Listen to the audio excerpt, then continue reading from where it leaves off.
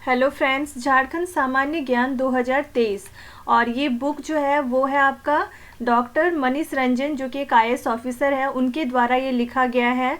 और इसमें ये स्पेशली जेपीएससी का जो तैयारी करते हैं जो स्टूडेंट, वही इस बुक को पढ़ते हैं। लेकिन ये जेपीएससी, जेएसएससी, जेटेट, जेएसईआरसी, एसआई, ऐसे बहुत सारे झारखंड के जो प्रतियोगिता परीक्षा होती है उनके लिए ये बुक अनिवार्य है। चलिए आज का लेक्चर स्टार्ट करते हैं। आज जो स्टार्ट करेंगे वो है झारखंड का इतिहास। इसमें जो चैप्टर 1 है झारखंड के प्रमुख विद्रोह एवं आंदोलन, इसको देखेंगे। तो चलिए स्टार्ट करते हैं झारखंड के प्रमुख विद्रोह एवं आंदोलन से। ये शुरुआत होता है जब अंग्रेज़ या ईस्ट इंडिया कंपनी जो है वो झारखंड आई और झारखंड के जो जनजाति लोग थे, यहाँ के जो स्थानीय लोग थे, उनको ये चीज़ पसंद नहीं आया था। यहाँ के जो जनजाति लोग थे वो पहले से ही परेशान थे, प्राकृतिक अकाल की वजह से, प्राकृतिक आपदाओं की वजह से उनकी आर्थिक स्थिति ऐसे ही ख़राब थी, अन्न का भी अभाव हो रखा था। इसके बावजूद जब ईस्ट इंडिया कंपनी जो है वो कब आई थी, 1767 ईस्वी में इस क्षेत्र में पदार्पण किया, झारखंड क्षेत्र में। और तभी यहाँ पे असंतोष जो है वो व्याप्त हो गया था। जनजातीय शैली कैसी थी, वैसे भी कठिन थी और इनका जो रहन सहन, इनकी संस्कृति ऐसी ही कठिन थी। फिर ऊपर से प्राकृतिक अकाल, प्राकृतिक आपदाओं ने इनके सामने बड़े ही भीषण संकट पैदा कर दिए। इनकी आर्थिक स्थिति खराब थी, आर्थिक कठिनाइयों और अन्य के अभाव ने इन जनजातियों को तोड़कर ऐसे ही रख दिया था। ऊपर से जो मुगल, मराठा और जो स्थानीय जमींदार है, ये तीनों अब जो ईस्ट इंडिया कंपनी या अंग्रेज है उनके हिसाब से चलने लगे और ये लोग अब स्थानीय लोगों का दमन और शोषण करने लगे, जिससे कि इन्हें विद्रोही बना दिया, जनजातियों को खासकर विद्रोही बना दिया। और प्रशासकीय स्तर पर जो जनजातीय लोग हैं उसके हित और अधिकार का हनन और दमन किया जा रहा था ईस्ट इंडिया कंपनी के द्वारा। और इसके साथ ही इन लोगों की जो भी अपनी सभ्यता और संस्कृति है और झारखंड की जनजातियों को उस पर खतरा मंडराता दिखाई दे रहा था। और इस प्रकार के सभी कारणों ने जनजातियों के मन में जनजातीय विद्रोह को जन्म दिया।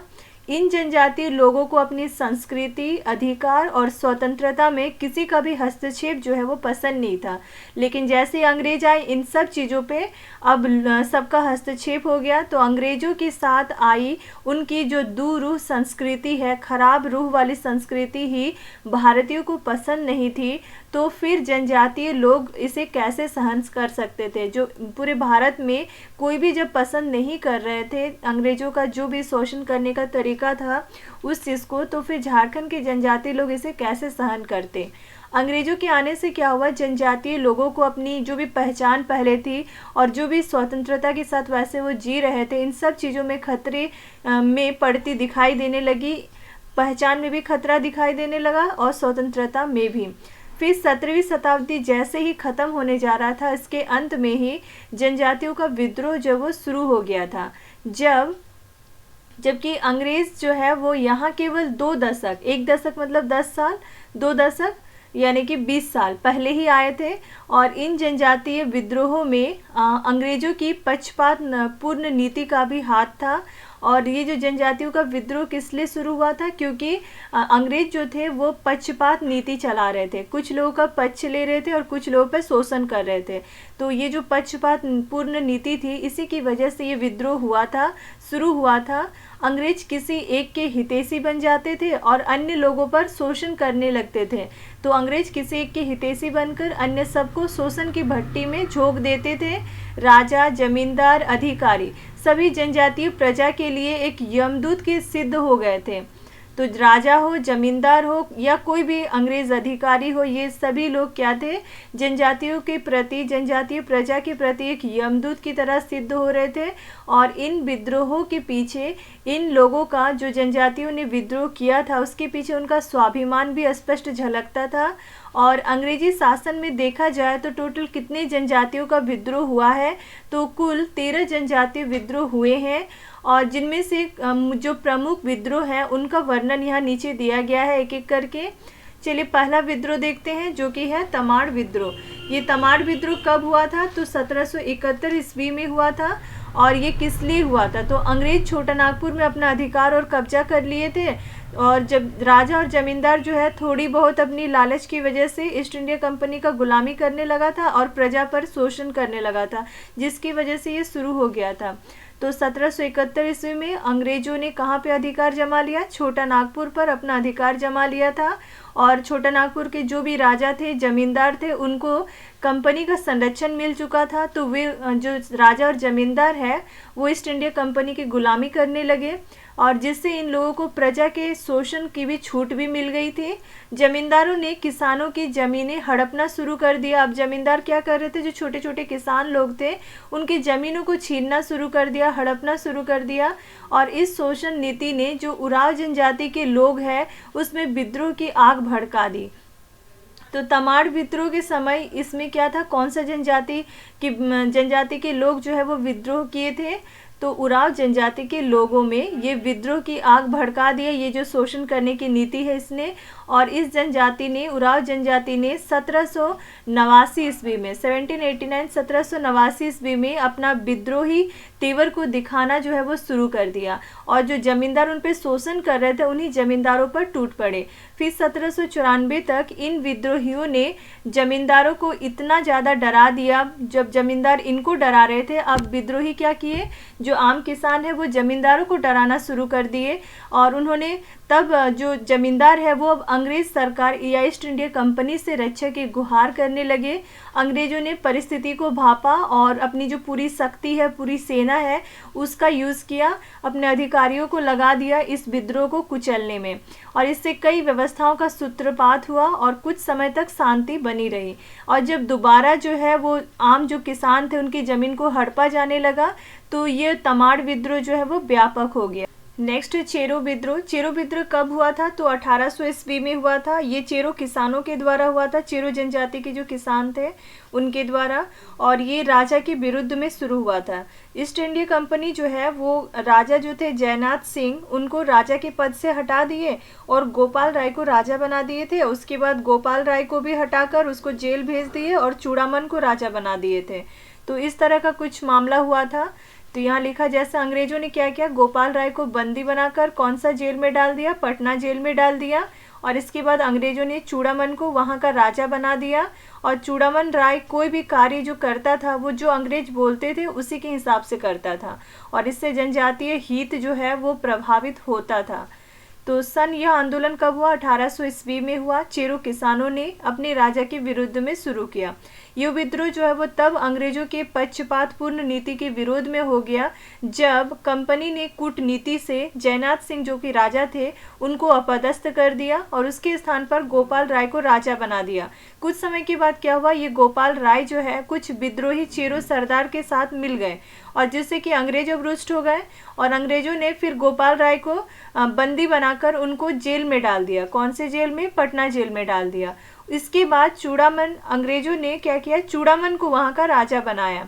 और चूड़ामन राय जो है वो कोई भी कार्य करता था वो अंग्रेज जो बोलते थे उन्हीं सलाह से ही करता था, और इससे जो जनजातीय हित है वो प्रभावित होते थे, और इससे लोगों में भी असंतोष व्याप्त हो गया। और जो चेरो सरदार कौन थे? भूषण सिंह, वो नेतृत्व कर रहे थे, और उन्होंने खुला विद्रोह जो है वो शुरू कर दिया। चूड़ामन राय ने अंग्रेजों से मदद की गुहार लगाई कि ये जो चेरो सरदार है ये लोग मिलके विद्रोह कर रहे हैं। तो इस विद्रोही दल पर टूट पड़ा अंग्रेजों से गुहार लगाने पर। और एक अधिकारी था, अंग्रेज अधिकारी जो था कर्नल जोन्स ने इस विद्रोह को कुचलने के लिए जितना हो सके वो हर संभव प्रयास किया, लेकिन वो फाइनली क्या हो गया? सफल नहीं हुआ, सफलता नहीं मिली। तो 2 वर्षों तक चेरो विद्रोही अंग्रेजों और चूड़ामन राय को छकाते रहे। जो चेरो विद्रोही थे वो अंग्रेज और चूड़ामन को परेशान करके रख दिए 2 साल तक।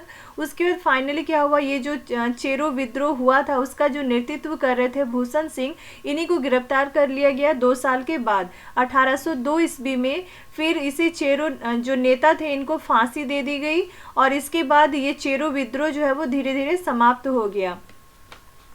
नेक्स्ट विद्रोह है हो विद्रोह।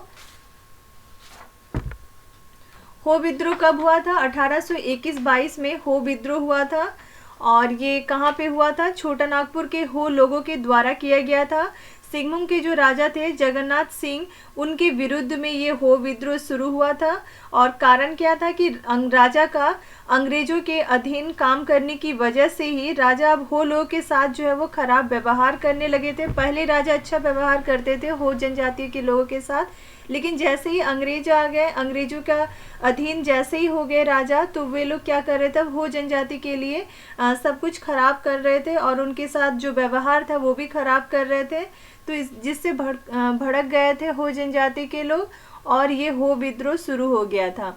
तो ये विद्रोह कब हुआ था? 1821-22 में। कहाँ पे? छोटा नागपुर के जो हो लोगों ने सिंहभूम के जो राजा थे जगन्नाथ सिंह, उनके विरुद्ध में किए थे। जगन्नाथ सिंह के प्रति हो लोग तटस्थ थे और इनका किसी से भी कोई झगड़ा नहीं था। आपस में राजा और जो हो जनजाति के लोग था, इनमें कोई भी झगड़ा नहीं था। नागवंश के राजा ने इन पर 1-2 बार आक्रमण किया था, लेकिन सिंहभूम के राजा के साथ इनके संबंध कैसा था? मैत्रीपूर्ण था। तो नागवंश के जो भी राजा थे उनके साथ तो 1-2 बार आक्रमण हो चुका है हो जनजातियों का, लेकिन जो सिंहभूम के राजा थे जगन्नाथ सिंह, इनके साथ हमेशा मैत्रीपूर्ण वाला ही संबंध रहा। जब बाद में सिंहभूम के राजा ने अंग्रेजों की अधीनता स्वीकार कर ली और अंग्रेजों की नीति के अनुसार ही अपने हो मित्रों के साथ दुर्व्यवहार करने लगे, तो हो लोग जो है अब भड़क उठे। और एक अधिकारी था मेजर रफसेज, इन्होंने क्या किया, हो जनजाति के जो लोग थे वो बहुत सीधे साधे लोग थे, तो उनको बेवकूफ़ बनाना शुरू किया। तो मेजर रफसेज ने भी इन लोगों को अपने कई स्वार्थों में प्रयोग किया। हो जनजातियों को खासकर अपने स्वार्थ के लिए इनका प्रयोग करने लगे। उन्हें झूठा आश्वासन देकर हो जनजातियों को बेवकूफ़ भी बनाया, लेकिन हो लोग जो है वो जल्दी ही समझ गए थे। उन्हें मूर्ख बनाकर उनके भोलेपन का लाभ उठाया जा रहा है। जब उन्होंने इसका विरोध किया तो रफसेज समझ गया कि वे लोग विद्रोही होते जा रहे हैं। तो अब जो मेजर रफसेज है, उन्होंने विद्रोह की झलक जो है, उनके विद्रोह की झलक, जो भी हो जनजाति जो विद्रोह कर रहे थे उनकी झलक कहाँ पे देखने को मिली? तो चाईबासा में एक वापसी दल को लूटने और कुछ लोगों की जान लेने से विद्रोह की झलक जो है वो देखने को मिली। अब मेजर रफसेज ने क्या किया, तुरंत एक सेना का टुकड़ा जो है, सेना की टुकड़ी हो लोगों के विरुद्ध में भेज दिया। हो लोगों ने एकत्रित होकर इस सेना को तो तहस नहस कर दिया। इससे रफसेज अब घबरा गए, इसलिए उन्होंने अपनी सेना को गुटियालुर गांव भेज दिया। गुटियालुर गांव में हो लोगों की बहुत ज़्यादा संख्या थी। अब वहां पे सेना को भेजा तो अंग्रेजों ने गांव में क्या किया, आग भी लगा दिया, साथ ही साथ वहां पे बहुत तबाही मचाई। अब हो लड़ाकों ने, हो विद्रोहियों ने भी हथियार नहीं डाले, वे भी जी जान से पहले तो लड़ते रहे। फिर रफसेज को हालात चिंताजनक लगने लगा, अतः उसने और सैनिक बुला लिया। 1 महीने तक लगातार ये संघर्ष हो जनजाति और अंग्रेजों के बीच में चलता रहा, 1 महीने तक। और 1 महीने के संघर्ष करने के बाद हो विद्रोहियों को अपना आत्मसमर्पण करना पड़ा और इस प्रकार कुछ शर्त और करों के साथ अंततः शांति स्थापित हो सकी। आज के लिए इतने ही रखते हैं। नेक्स्ट हम लोग करेंगे कोल विद्रोह।